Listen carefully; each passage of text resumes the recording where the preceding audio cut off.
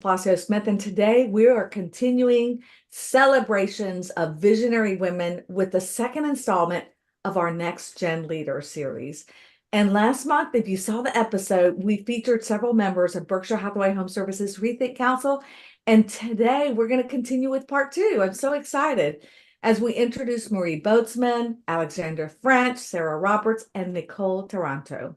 These talented women are not only excelling in real estate, but they also bring a fresh perspective and innovative approaches to the business.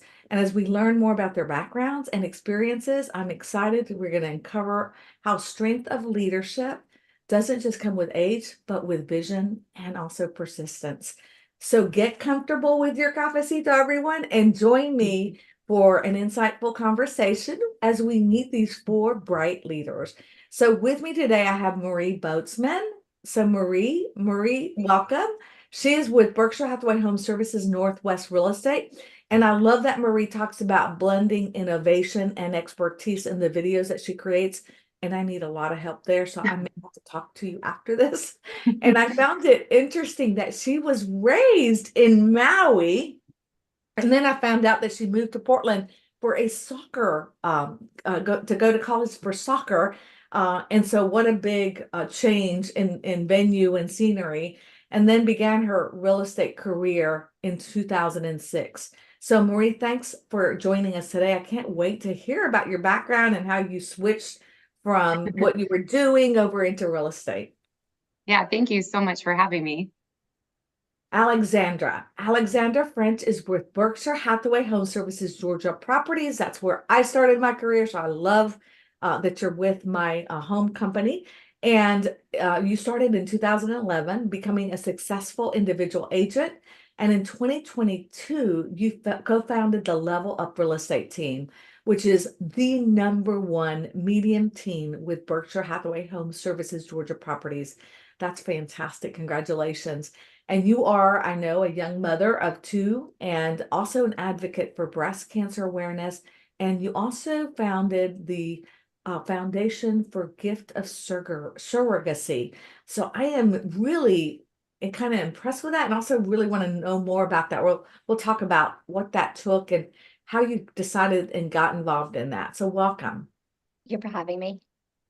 Sarah Roberts. So Sarah is a member of the Hannah Roberts team with Berkshire Hathaway HomeServices Jacqueline Real Estate, located in Coeur d'Alene, Idaho.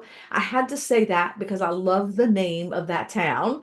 And after 20 years as a high school Spanish teacher, she made the move into real estate in 2020, which I think was a natural fit because it married your passion for education and passion for helping others. She's also a mother of two. So Sarah, bienvenida. Gracias. Excited to be here. Nicole Taranto is with Berkshire Hathaway HomeServices Montana Properties. She's originally from New Jersey, but then she moved to Bozeman, Montana as a child. What a difference in that move had to be. What a beautiful area that you're in. And I know that you, in your bio, you talked about you were a second generation realtor and also the daughter of a well-known builder in the community that you serve. So I also found it interesting that Nicole graduated from the University of Montana with a culinary arts degree, which has to come in so handy with knowing the best places to eat in your community. But I'm also interested in finding out how you switched from that beautiful world of culinary arts into real estate and that mix of the background as well. So welcome, Nicole. So excited to be here. So all of you, I'm really excited to have you. And I always start off with a question because I really am interested is how did y'all get into real estate, especially with the different backgrounds that y'all all had? And let's talk about, because y'all are all real estate agents and the agents that are practicing in the field, about your market, your production, a little bit about your business in general. So I'm going to start with you, Alexandra. Yeah, so I started in 2011. Real estate was never on my radar, things that I wanted to do. I actually went to college and graduated an animal science degree, so correlation in animals. But I was living abroad right after I graduated from college, and there was a sign on the building that I was living in that said, looking for someone part-time from Atlanta, Georgia, USA. Wow. So I called the number. He was an investor who was trying to invest in properties in Atlanta. He had chosen Atlanta because he had a cousin that lived here. So I was kind of doing his property management, which now I know I shouldn't have been doing, and his go-between between him and his realtor and everything while I was abroad. And then I came back, worked for him for another 6 months. I was like, this is silly. Why are you paying me to talk to someone else? I was like, let's cut out the middleman. And I got my license. It was the best decision I ever could have made. Started my career working very heavily with investors. It was 2011. We were just kind of seeing the downturn, everything was starting to go up. And no one I knew at the time was really looking to buy or sell. And I think that's really what kind of got me having a very good viewpoint on helping clients with real estate. So I'm not looking at it from like their emotional standpoint. I'm really helping them see it as the investment in their future. So I'm going to be very bluntly honest with them of like, hey, like it's got the power lines, it's got a main road, like, because I want them to look at this as a stepping stone into their future. So kind of using that investment background that I then used to purchase some of my own investment properties, build some townhouses, things like that, and facilitate my career. And then, like you said, That's so, I mean, that really is. First of all, where were you living? I'm just I was curious. living in Israel. In Israel. Now, interesting. And then to see that, of all places in Atlanta, Georgia, somebody in It Israel. was so specific. I was like, how do I not call them? It's like, that's a godsend to me. That's like, A literal. Yes. Wow, very interesting. And your market, a little bit about, tell me just your production and the price point that you kind of work in general. Yeah, absolutely. So our like inner team motto is every price, every neighborhood, because we really do cover the entire city. My office is like in a bucket. I live in Virginia Highlands, grew up in Atlanta, so I kind of cover the spectrum of where I'm willing to go. My average price point though is right around the 700 price point. Wonderful. Thank you for sharing that with us. How about you, Sarah? Hello. Yes, as Teresa mentioned, I was in education for almost 20 years. I taught high school Spanish, and my husband and I had moved around a bit just because of college and things like that. And we had bought and sold a few homes early on in our marriage, and just kind of saw the power of real estate and the, potential for some personal wealth growth. And it was something I always thought I would enjoy, and never really thought about turning it into a career until COVID hit, and it was a rough go in education at that time, and was feeling kind of burnt out and thinking, gosh, I've been in this 18 years and I have about another 18 before I can retire. My husband's in education too, and teachers just do not make very good money in Idaho. So, the potential for some better income was definitely something that was motivating. But my best friend that I taught with for many, many years, her husband had been in real estate for about 20 years. And her and I had been talking about perhaps doing something different. And he kind of approached us about maybe he wanted to start a little bit of a team. Would we be interested? And we just jumped at the opportunity. So we kind of went into it together. So Hannah and Roberts is my team. So husband and wife and myself, we're just three of us. We're a small team. He was a great mentor going in, having been in the industry for so long. So I felt like I really, had a good start with working with somebody like that, and just never looked back. So it was a kind of a wild change. But as you mentioned, it really actually seemed like a natural fit. I love educating my clients. I feel like so many people, even if they've bought and sold before, don't really understand the process. And so it's been great. And tell me a little bit about your market and price point as well. Yeah. So Coeur d'Alene is kind of right on the border of Idaho and Eastern Washington. And so I'm actually licensed in both states and do about half my business in both places. And price point in Coeur d'Alene is about $525 is about an average home sale price. And that really is about the point I work in.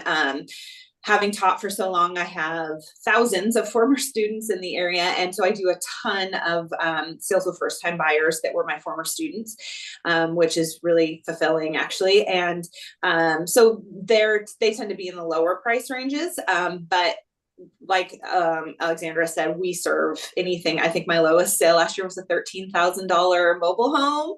Wow.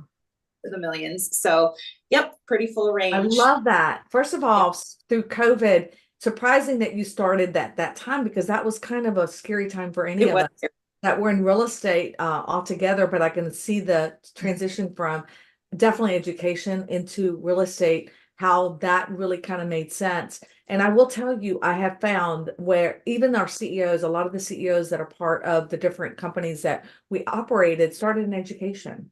So you are not alone, that a lot of Yeah. teachers decide that this is a career they want to pursue after. So great for those teachers out there that Yep. might want to get into real estate. It's really a great transition because of what we do. We really do help people. Yeah. All right. Thank you for sharing that. Nicole, how about you? Yeah, so like you said, I went to culinary school originally, so total 180. I really did love the culinary world. I had intention of leaving it, but you know how life goes. Once you think you've figured it all out, it switches on you. So I actually had a food cart in Missoula, Montana, which is where I went to college, and it is very event and food cart friendly. So I had that for 3 years, was working super hard to try and get into a restaurant concept. And then right as we were starting to look into restaurants and get a business plan together, we shifted and I moved back. I'd always wanted to be closer to my family. It's about a 3-hour drive from Bozeman. So I was missing them. My sister's significantly younger than me, and so I felt like I was missing her childhood, and I'm super close with my family. So that was a big factor, the biggest factor, really. So Bozeman and Missoula don't really have the same feel. I hadn't been back in 8 years, so I didn't think this is the best option. It's colder here for longer. Don't want to be standing outside in the winter time. So my dad actually suggested real estate. My mom was a realtor when I was younger, and it hadn't, like Alexandra had said, never occurred to me. But he's been a builder my whole life, and he's like, this is a chance we could work together if it's something you're interested in. And I'm glad he suggested it because I think I'm much more to this career. So I got my license as soon as to both. I joined on at Berkshire Hathaway. I didn't even interview anywhere else. I knew they were where I wanted to be. So I started right out of the gate. I got a mentor. We have a mentor program here. And so I got a mentor, which I think was super important for me. And then I actually helped her out with a little bit of assistant work for a while. And then in my second year, our bro, Mike Basil, asked me for some help, and he wanted an assistant. And I thought that was a great opportunity for me to learn more about the commercial world and how better to learn than from your leader. So I've been doing that since my second year. I started in 2016. And I will probably continue helping him out up until the day he retires, which I don't think he'll retire. So I'm in it for the long haul. And now I do have a listing partner, and I recently was given an amazing opportunity to join an additional agent. Her partner is moving, so she asked me to join with her as well. So I'm kind of working with a few different agents, but the opportunities have been cut. You put the energy out in the universe and it comes back to you. It's keeping me busy, which is what I want to do. What's your price In point? Bozeman, sorry. Yeah. In Bozeman, right now, it's been in the month of June, it was just under $1 million for our median price. But year to date, it was in the lower 900s. But as more of the market that I service, it's in the 800s, about mid 800s. So God, such a high, I mean, I definitely look a at higher price points, and again, Alexander, we're headed that way in Atlanta too, but it just seems, so really high, especially with those first-time home buyers. I don't know how people are getting into homes for anymore. sure. COVID changed the game for us in I Montana. know, right? Oh, unbelievable. And Nicole, tell me about your background. And, again, I found it very interesting that you also played soccer. So we have something in common there. Yeah, so I grew up on Maui, like you said. When my parents moved there, they literally my dad stopped working, they had nothing, so kind of had to rebuild their life. And so I watched them through my childhood, start different businesses and try to kind of keep things going. And I started my own business when I was 7. So I just grew up very, business oriented. I'd go to all my parents' sales meetings when I was little. So I just kind of grew up in that sales industry, but didn't think I wanted anything to do with it. Went to college for pre-med. So it was biology, chemistry. Like you said, I played soccer in college and just got really burnt out a couple years in. And I was like, I don't think I can go to school this much longer. And at Linfield, the college I went to, I had planned all the luau's every year because I was from Hawaii. And so I was like, oh, maybe I'll be an event wedding planner. It's like kind of I don't know what else to do. I didn't want to teach, no offense. I just don't have the patience like you two lovely ladies did. And I didn't want to be in a lab or anything. So I was like, I think it's going to be event wedding planning. So did that for a few years and just kind of hit the cap like real quick, was working 90 hours a week. I'm like, I can't make any more money. I can't work anymore. And I was like, I need to do something else. So I had a friend recommend property management, and I started taking classes. And as I was like registering online, I was like, you know what? I'm going to do real estate. So I just like shifted everything, went all in on real estate. My first 3 years of my career, I worked for a builder that, so I was a model home agent and got to do resale on the side. I did about 50-50, but it was so great. It taught me all the way homes are built. And I don't think a lot of agents have that experience. So I still to this day do a ton of new construction. I've had other builders hire me throughout the years to represent them on the listing side, but I do a ton of buyers. And it just was a really great start in real estate. And then in 2012, I joined, take that back. 2009, I joined Prudential, which obviously now we're Berkshire Hathaway. So I've stayed with them since I joined in 2009. And yeah, I think that's a little background about me, but our price point in the Portland metro area right now is about 600,000 average. We swing like real low, real high, depending on the actual city. But my average, I think, is around 800-ish, maybe 775 to 800. Beautiful place. I was there visiting last year and was at your Northwest office. Is beautiful. I love the beautiful area. All of it. The only place I haven't been to is Idaho, so I'm definitely going to be. You must come. It's gorgeous. Oh, it is.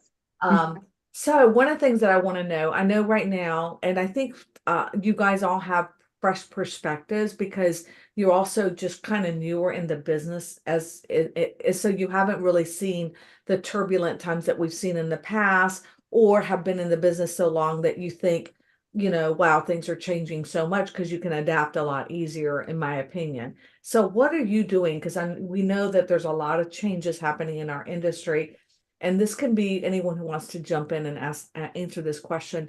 How do you stay ahead of what's happening in the market, as far as trends and also strategies that you're using to help us with these changes that we're currently undergoing?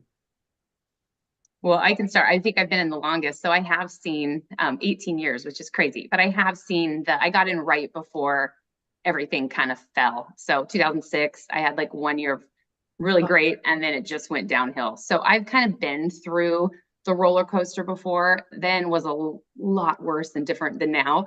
But for me, it's just focusing on what you can control. Like even with everything coming up, like we can't control it. We can't change it. So we just need to do the best that we can with what we have to deal with, right? So I just try to worry about what I can control. And when things get hard and the market gets tough, I just try to focus on client love and the relationships with my clients and be there for them and pour into them. And it kind of helps like get you through those rough and even just normal day-to-day real estate. I mean, yesterday was a crappy day for me. I had a sale fell. I have another couple that are borderline, it's just our life in this world. And so I just try to, think about it for a few minutes, and then I just focus on the good and try to do good things for other people. In terms of trends, I think it's just, I look outside of the area a little bit, and other industries that are similar. So, especially with like video and stuff, like I don't get a lot of inspiration necessarily, and no offense to anyone in my state, but I go out of my state to look for, what people are doing. And I look at home builders that are really big in the nation, or interior designers, or even some industries that are like closely related just to see what they're doing. What can I kind of pull and use in real estate? Oh, I think that's a great idea. I love that. Anyone else? Yeah, I think for me, it's go ahead, Sarah. Sorry. Collaboration is huge, and not just, like Maria's saying, like within our, other real estate agents. But for me, when I work with first-time buyers, like, as you mentioned, it's hard for them right now with interest rates high, prices are high. It's hard for young people to get into homes. So I work really closely with some lenders, and like, what are we going to do? How can we get these, young people into homes? Like, what kind of programs are out there? Just being really knowledgeable about down payment assistant programs in both the states I'm in. And I've actually done 4 or 5 deals lately with USDA direct loans. So just knowing those, and I think I'm the only one in the area that has ever done one of those. And I've done 4 in the last couple months. So just being knowledgeable and reaching out and finding ways to help people, because a lot of those young people, they hear what's going on in the media and they don't think they can buy a home, and they're just paying these astronomical amounts for rent. And it breaks my heart. So, because we all know, in being in this industry, how important home ownership is and how powerful it can be for building their wealth long term. So for me, that's been huge. And I love that you've done that, because each of you have talked about the wealth building that it does create, and looking at as a business. And also, that is, I think, a hidden gem, is we don't all know the loan programs that are available out there, and not every loan officer knows them, so you have to work with the officers that really understand those products. Community lending teams, I know Prosperity has one, and they know those products so well, and they're able to really identify programs that your clients might not have ever known about, or that Right. you would have never known. Oh, this is rural, I wouldn't consider this rural, like with the USDA, with the rural programs they have available. So amazing that you've done that. Great strategy to help others. I think, Nicole, you were going to say something as well. Yeah, and similar to what Sarah was saying in terms of talking to lenders and things like that, for me, a huge way that I've been keeping up with trends and such is just being in the office, talking to your peers, go on office tour. I carpool with a group every week, and that whole time we're in the car, we're talking about what's going on in our lives as far as concerned. Where do we think things are going? What's something that we had to overcome this week? What's going on in our circle of transactions? And I find that as soon as you talk about something and you learn something new, somebody's going to approach you with a conversation around that topic. It never fails. And so just being in the office and having conversations with other agents seems to make an invaluable difference in the knowledge that you obtain in our market, on a national level, on a global level. It doesn't really keep it just locally. So that's a huge one for me. And then I also have a networking group. I have my financial advisor, my go-to lender, my CPA are all in this group, and we meet monthly and we share what's going on in our circles. And so that's been super valuable as well, because same thing, as soon as you get information, somebody's asking you about it. Oh, that's a great way to also expand your business circle of opportunities. I always call it, a friend of mine always call it the dirty dozen. You should have a dirty dozen of contacts that are outside of that circle, that are CPAs, financial advisors, feng shui experts, designers and interior designers, so that you can then network with those individuals and help grow your business and learn what's happening outside of your industry as well. I think that's great. So Alexandra, one of the things that I want to know is, we look at the times in our lives that really are impactful and life-changing. You talked about the fact that this was one for you when you were abroad, and how it helped you learn about investments, right? How to invest in properties. So was that a time in your life where you felt like, wow, now I really am solidifying my leadership in real estate? And how did you come to be part of this ReThink Council, and how's that helped your business as well? So, I mean, obviously that was my true start getting into real estate and learning so much and figuring what I can offer to my clients. But I think what really kind of got me more into like the leadership side of it and trying to get more involved was probably about 7 or 8 years ago. I was seeing, looking around the company, looking around my office, and just seeing like there were certain aspects that we were missing. And rather just, sitting back and complaining or wondering, I was like, what other companies may offer this? I was like, I know if I feel like I'm missing this, other people are missing it too. And so I went to our now CEO and I was like, hey, I think we need some larger masterminds. I think we need some sort of like collaborations within the offices and things like that. So kind of, put together like a whole, business plan per se, and came up with like a company-wide Georgia Properties mastermind that is still in effect today, Oh, taking I it love they're that. like on the top agents, or chairman circle agents, and now they've got like a president circle and on side. So there's different masterminds throughout, but also creating like an office advisory that's now been going strong for 6 years as well. And so kind of helping agents kind of go from here to here, because at the end of the day, everyone wants to be surrounded by the people who are They're that they can successful. learn from and kind of level up together. And so much of what we do every day, yes, we're talking to clients every day, but it can be so lonely. And so how can we also do something that's a little bit social and kind of group us together? Because not everyone's on a team, nor has a desire to be on a team. So kind of creating those partnership, those friendship groups to be like, okay, while my day job, while I might be a little bit lonely, I don't feel like I'm on this deserted island. And so I can learn and grow together, and everyone kind of level up together too. Oh, that's genuine. So we have to do a shout out to Deanne Golden, because she obviously is that who you're talking about, that just kind of went to Deanne and said, let's do this. And she just jumped right in. I think that's one of the things about Deanne that's just so special, is that she really understands the needs, and not just, okay, you mentioned something is important. She just goes out to develop it. Anyone else? How does it feel to be part of the ReThink Council? What have you learned from it? And how have you positioned, what was it done for your own, opportunities within your own companies? I think I still feel so new. I really just hit my 3rd year in real estate, and oddly enough, Berkshire Hathaway Jacqueline Real Estate is about 3 years old as well. So we started out when I came, we only had about 20 agents, and so I had come from a different brokerage, and I've really only been here for about a year, a little over a year and a half, I guess.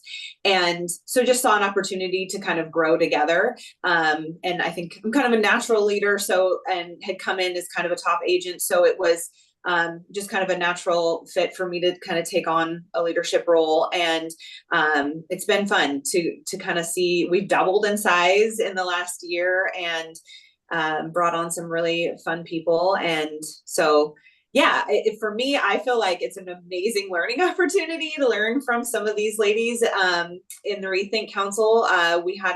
We all got together in Florida here a couple months ago, and I learned so much from everybody. So it's stuff I can bring back to my brokerage and share with everybody else. And so it's been really invaluable to me. Oh, I think that's great. I love the fact that and that's the thing I think I enjoy the most when I do participate in events, is like, oh, you're doing that. I want to try that. How did you do it? Because Yeah. you really get people that do different things it's almost a collaborative, right? Success breeds success, right? That's, so I think that really does help, having other successful people around you that can help you succeed in areas that you might not be aware of, that you knew or didn't know about. So, anyone else? I mean, I just think it's definitely drilled in consistency. Like, everyone is so good at what they do in this group, and they're not reinventing the wheel necessarily. They've just figured out what they're good at, and they stick with it. And so it's just kind of motivates you to do what you're doing well every day. Don't skimp on it. Be consistent, follow through, and talk to your sphere and keep in touch with your clients in that way, and you're going to be successful. So I think it's just showing that that's what everybody is doing here to get to the level that they've gotten to. Thanks for sharing that. And Marie, anything else to add? I mean, I was just going to kind of say the same thing as Nicole. It's just extremely motivational to be surrounded by the people that are in this group with us. This year, we have a really large group. This is my 2nd year on it. And I mean, it's so great because you think, okay, we have 15, 16 people. There's going to be like overlap, but everyone brings something so unique and so valuable to the table. So it's just awesome to have those connections with everybody. Right. And I love when you get together, because even outside of, because if you go to a conference, it's so overwhelming. There's so many people that attend. There's 6,000 people, right? That are attending our conferences. But now you've created a clique, like a little group that you can, oh, let's go do this, or you're not by yourself. So I love that piece of it, but that you're also learning and being able to hey, I'm going to go to this session, you go to that. We'll collaborate our notes, so that in the end, we're all better. So I think that's fantastic. So how about your age? Sometimes if you're brand new or don't have the experience that someone that has been in the business a lot longer has, that can be a little bit of challenge, especially in this business. I mean, I tell you, everyone knows a realtor. I mean, I talk to every neighbor. I know so and so. I know 10 realtors. So how have you been able to overcome and win those opportunities, in your areas, right? Or any preconceptions that or biases that you might have also been hit with. I'm gonna go to you, Alexander, because I know you talked about the business and getting into it at such a young age, and also the investing side is hard.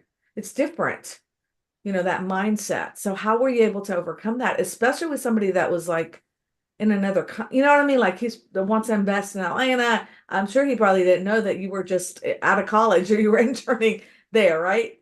Yeah, so I got into real estate when I was 22, so that was definitely a huge hurdle. And I, go on these listing appointments. I mean, I was, prospecting a lot of expired listings when I first started. None of my friends or family were buying or selling anything at that point. And a lot of people look at me like, you're really young. And I looked young. Like I was young, but I looked even younger than I was. And I'd be like, look, yeah, I may be young, but I'm also be a lot more energetic. I'm a lot hungrier. Like, why do you want a dinosaur who's been in the business for 30 years? Like, you want me. And I would just kind of keep turning the wheel a little bit. And they're like, okay, yeah, you're right. And then, even when I was pregnant, they'd be like, you're pregnant, why do you want to work with him? Like, because you're not going to find anyone hungrier than me. Like, I've got a deadline when I need to get your house sold by. And so I just kept using that to my advantage every time. And now, the conversation doesn't necessarily come up anymore. I've been in the business now for 12, 13 years. And now I can say, hey, look, I'm using the latest and greatest technology. I'm using innovation. So it's not so much an age gap anymore. It's just making sure that like I'm hitting my, my talking points all the time, and just knowing that like I'm always going to be there. And like I've been in the business for a while and I'm not planning on going anywhere. So I can be your realtor for life throughout this transaction and throughout the history that you're going to be, buying and selling homes for. And you're using our terminology, realtor for Exactly, life. the forever agent. Exactly. Alan Dalton, right? Anyone else? Yeah, I think, I don't see myself as a younger person, but I'm so new in the business, having only been And in that's for really 2 kind of a years. lot of it too, just being Yeah. newer versus someone who's been a veteran or been in the business a lot longer than you have. Right. And I did lose a few deals in the very beginning, to people saying like, we want to go with somebody with more experience, because they'll ask, how long you been in business? Oh, 2 months. I mean, so, and there's objections that you can overcome. And, I was working with someone that been in the business 20 years. I mean, I was confident, but it took a little time to put myself out there and keep putting myself out there and show that I'm working really hard, and, that I'm involved in all the things. And, Oops, we lost you. Sarah, did y'all? I was very, there. trusted by my former students already, and they felt comfortable with me and knew I was going to take care of them. So I think anybody that knows me personally knows that I'm going to do whatever it takes to take care of them and serve them to the best of my ability, and knows that I'm a very hard worker. So I think social media for me was huge, just putting out there all the time what I was doing in real estate and sharing and letting, I know a lot of people, I have a huge sphere from being involved in schools for over 20 years. And so, just letting people know. And I think those people that, already know, like, and trust you, they're going to trust you to help them. And so that's been invaluable to me. I love that you taught and you're able to help your students. I think that's so unique. Oh God, it's so full circle. It is, it's my absolute favorite. That is so neat. One of the things too that that I always want to know about, because we have so many new technologies, and every day I'm telling you, I can't keep up with it. I don't know how y'all can. I mean, I cannot keep up with all the new that is happening in the different AI world and the different CRMs. So how have you, and one other thing before I do that, I do want to also appreciate the fact that, for example, Sarah, you talked about you lost listings, that you didn't gain them all, because I think that's really important for us to also share that message. We don't get every listing, and we're competing on a regular basis, and it can be very difficult, but you just keep on and keep on until you do, and knowing that that happens in the business is what we have to share with our audiences. So thank you for sharing that, because sometimes I think people think it's so easy and they don't share their bad days. They don't share how hard it was to pull this deal together because, you know, you had inspection issues and you had all this stuff that had to get done in order to close the deal, and you had to give concessions and this and that, and, you know, all the while you got buyers coming in, you know. So it's a lot that we do in this real estate world that we don't always share. And so I encourage everyone to make sure they always talk about the good, the bad, also in the ugly a part of it, because I think that really shows the passion that each of you have in the business. All right, so strategies, technologies.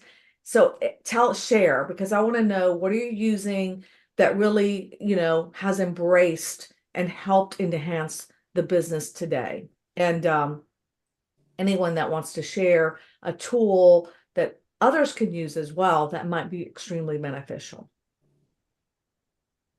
I'll go.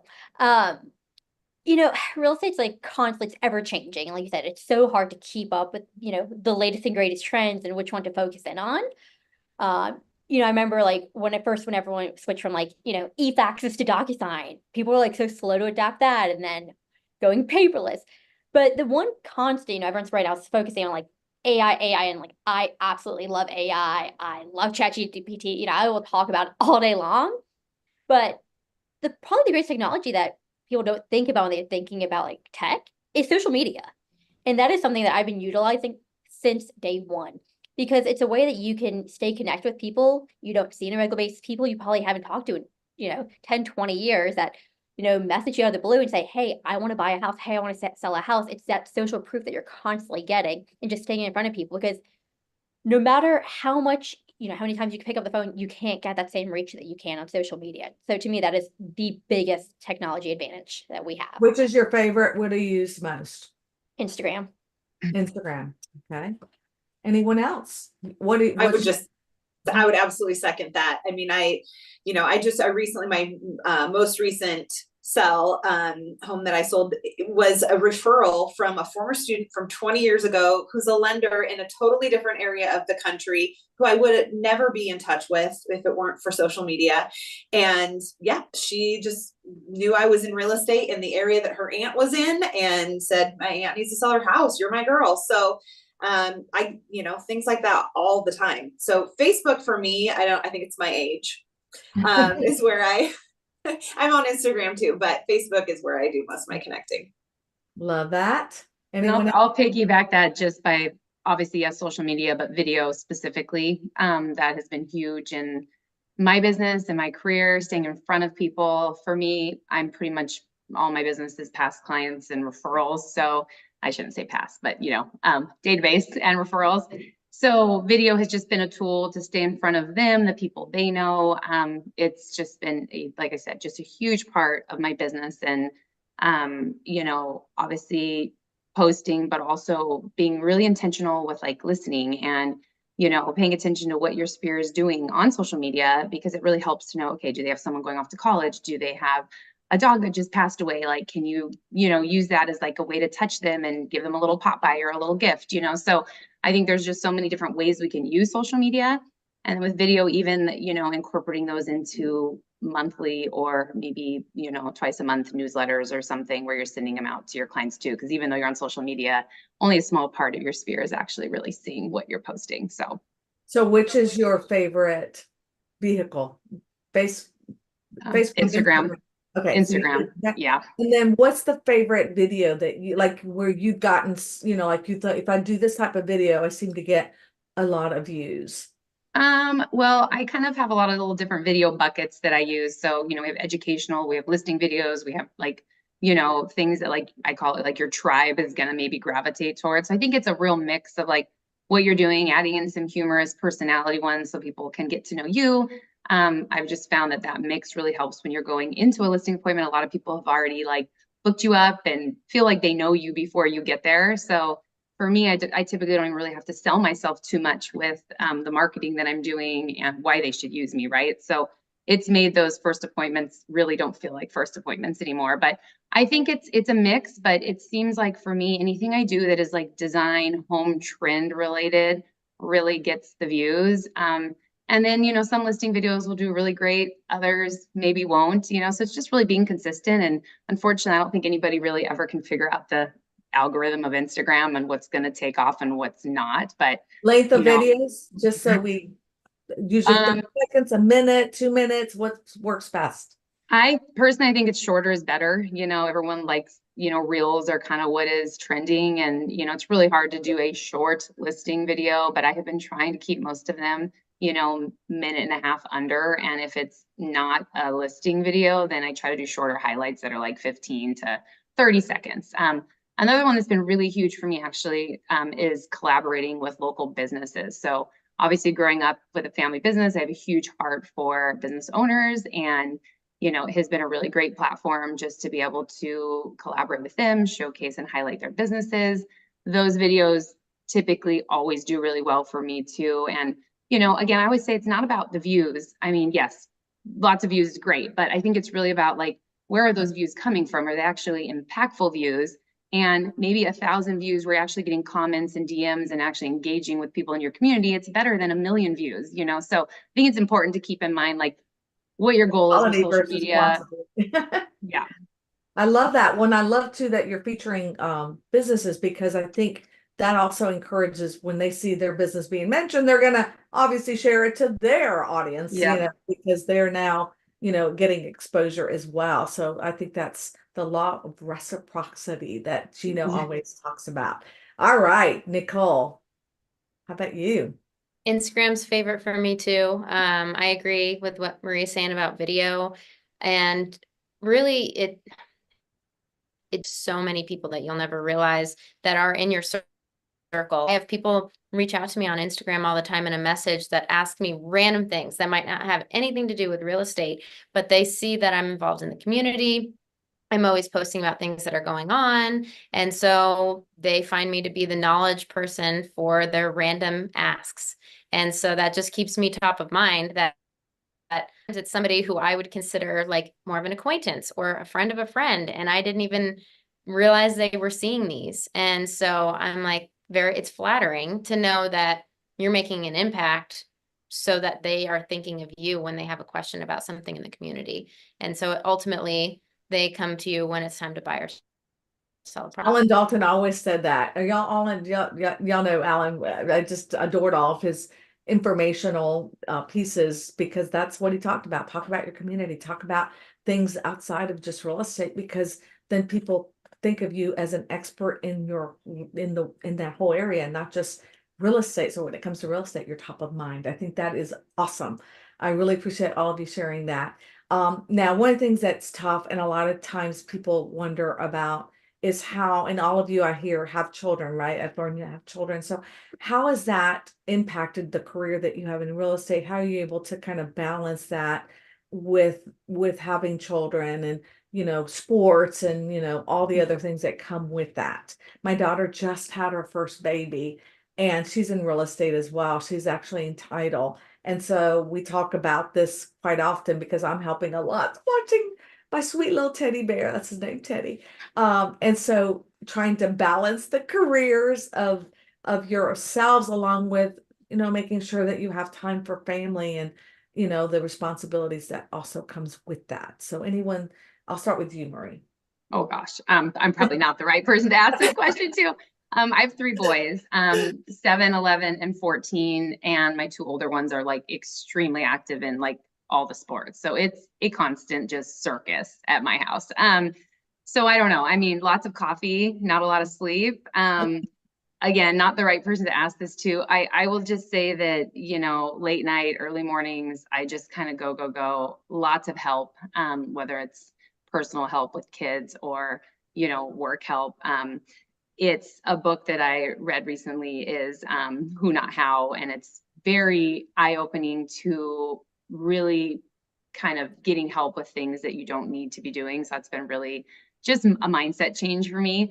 But I think it takes a village. I don't know if someone ever figures out how to actually balance it. I would love that information, because I just don't think it's true. I love the fact that you're being that. I think there is not a balance. I think No. it's very difficult to achieve that, especially if you want to be successful in this business, because we're in an industry where our whole life is helping others in getting into a home, and they can only do it after they work. Mhm. And so it's like really difficult to, and on Saturdays and Sundays. I mean, that's Mhm. really the part of the business that a lot of people don't realize that we're sacrificing many times.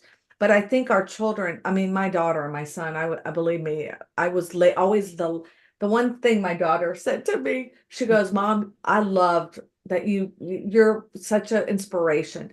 The only thing that I would change is I would not be the last person being picked up at daycare or camp or events, because she and Jeffrey were always the last ones, because I'd be like, I'm on my way. Coming in hot. And they're Yeah. like, no, we were always the last ones.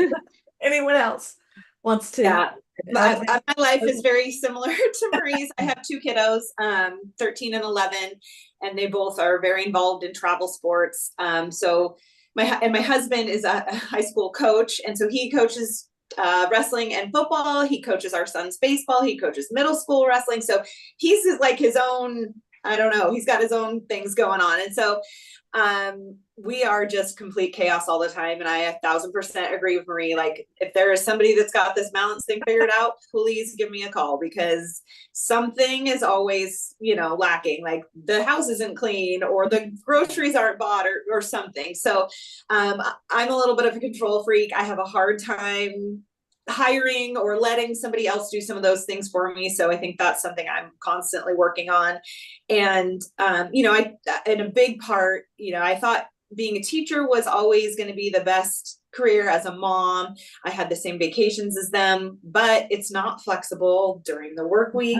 And so that was a huge deciding factor for me. I don't miss games. I don't, within reason. I mean, every once in a while, but I try really hard to never miss any of my kids' sports. That's really, really important to me.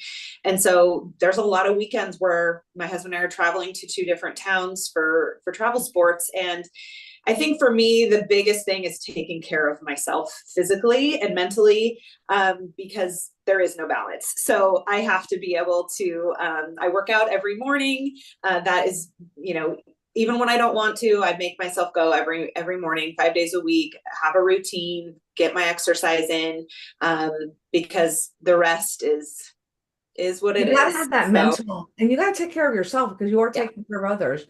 And I love that you've realized that you got to let things go. There are things that you don't. So what if if you didn't wash the dishes, it'll get done tomorrow. Like, these are things that you can do, or hire people to do when it becomes such a situation where it's like consistently causing you a lot of heartache and also mental anguish. So I love that. Alexandra, you were going to say something as well. Yeah, so like Marie said, it definitely takes a village. I've got a 2-year-old and a 6-year-old, so I'm kind of on the younger end of the spectrum, with like my kids having sports, but still doing with like nap time and things like that. So just trying to if it's after work hours, on the weekends, just really trying to schedule it out, as much advanced as I can. Like, my husband, like, okay, I'm going to be gone from this hour to this hour of showings, or I can't pick up the kid this afternoon, whatever it may be. So just as much open communication. My kids have unfortunately been prepped to be like, okay, mom's on work call, you got to be quiet now in the car. But a lot of times now, like, I used to, shy away from telling my clients, like, not that I have kids, but like that I couldn't meet them and be like, oh, I can work with someone else. But now I will give my clients the option. If they're like, hey, we want to see a house today at 4 o'clock. I'm like, hey, I can't do today at 4. I can meet you at 3 or 5, or I can meet you at 4 with my son. And then, or I can have someone else come. And then they can decide, okay, cool. Yeah, we can meet you at 5 o'clock, right? Bring your kid. We don't mind. And they have that option to decide whether or not they want a child there for the showing or not. And that's really kind of that's so genuine, to be honest, because we all have those situations. We all have kids, and I think the Zoom generation during COVID really showed us the authenticness of being a parent. When you see children coming in the rooms and you're like on a Zoom, I'm like, I'm on a call, So I think that really does make you more genuine, because you understand the role of motherhood, of family, and how important a home is. I think that's just beautiful. All right, as we're almost running out of time. Can y'all believe this has been so much fun? I've just enjoyed it so much. So what people want to know, what key piece of advice would you give others, the next generation of leaders looking to make an impact in real estate today? You know, because it's a very different world. And I'm going to start with you, Sarah. Yeah, I think, we lose so many real estate agents early on, whatever the stats are after the first 2 years. And just to not be afraid to put yourself out there, share authentically, come from a place of service, and don't give up.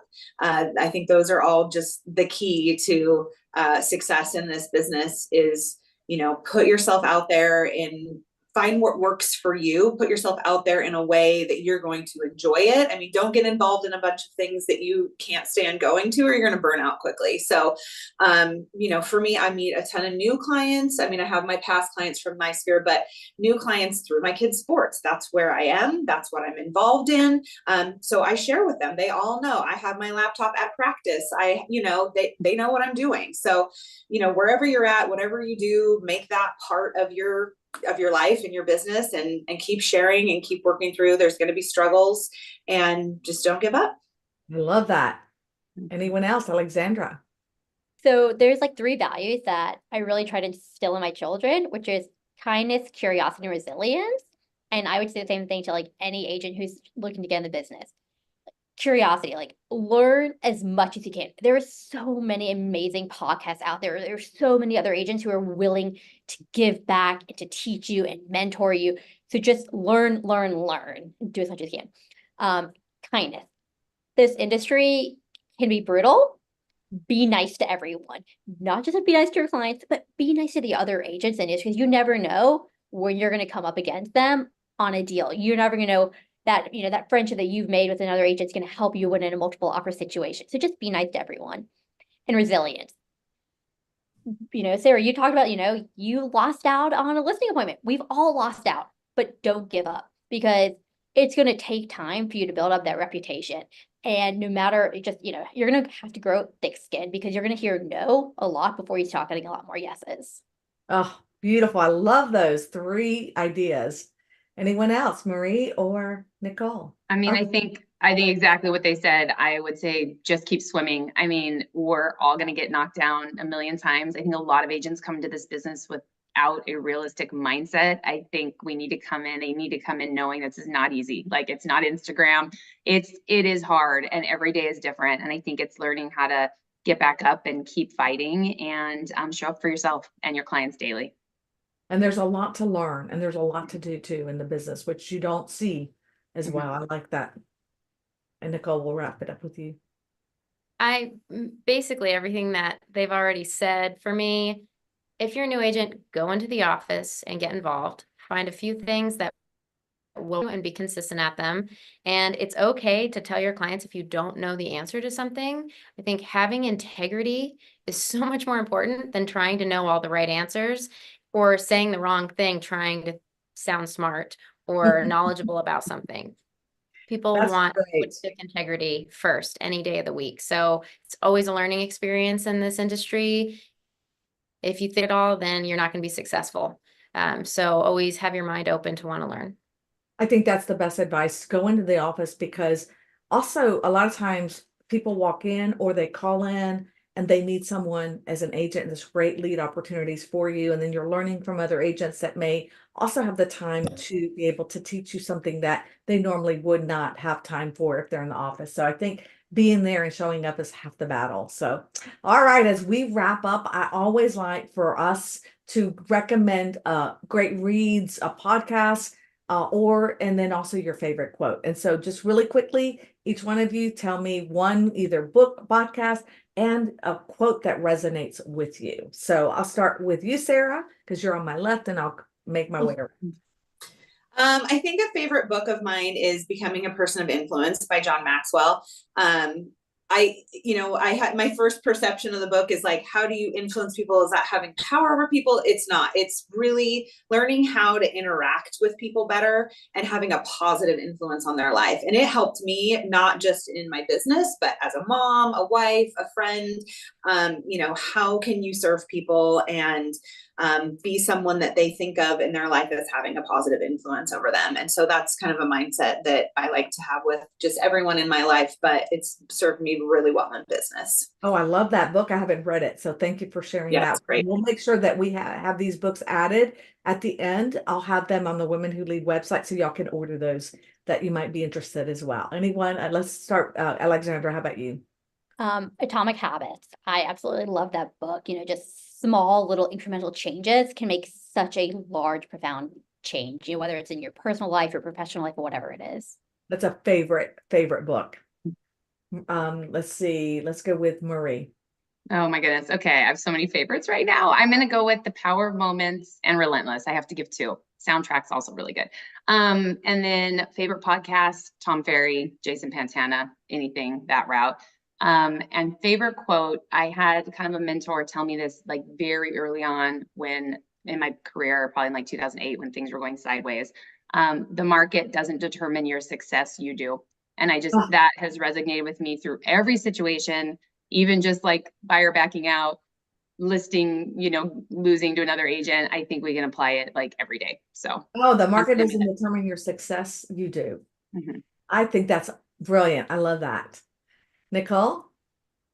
So I have had a lot of change in my life, and I have a 2-year-old, so I am not in the season of life to do a whole lot of reading right now. So podcast for me. But Marie had previously recommended the 5 a.m. Club. So I did buy that book, and I was going to try and open it eventually.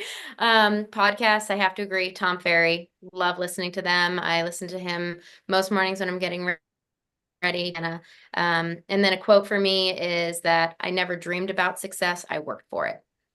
Oh, that is wonderful. I love ending that with that quote, which is one of my favorites too. I think that is fabulous. I really want to thank you all for joining me and all of us for this inspiring episode of Women Who Lead. It's been a privilege to hear from each of you. And I found this quote that I really think resonates. And it kind of comes in that teaching mode, Sarah, as well. But the mediocre leader, and it also can be teacher, tells. The good leader explains. The superior leader demonstrates. But the great leader inspires.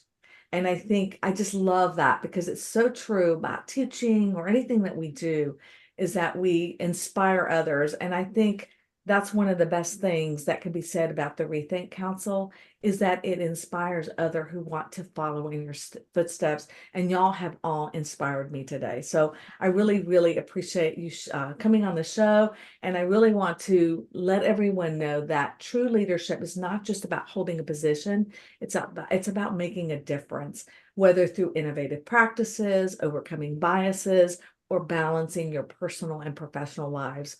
All of you have shown that leadership is about vision, perseverance, and resilience. And I love that because we all brought that up as we talked today. So thank you again for joining us, and thank all of you. And I hope you'll join me back here on July 24th with our show Diversity Matters.